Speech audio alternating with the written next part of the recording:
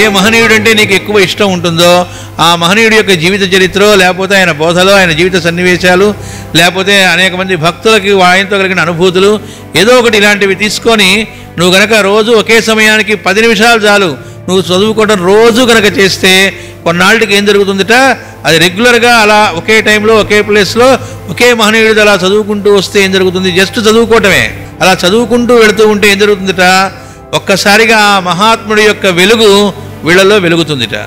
వెలిగి అందులో చెప్పిన మంచి విషయాలు ఆచరించ బుద్ధి వేస్తుంది.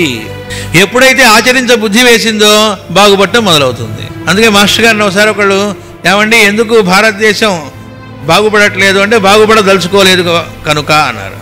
ఆ బాగుపడదలుచుకుందాం అనే సెల్ఫ్ ప్రపోజల్ అనేది రావాలి.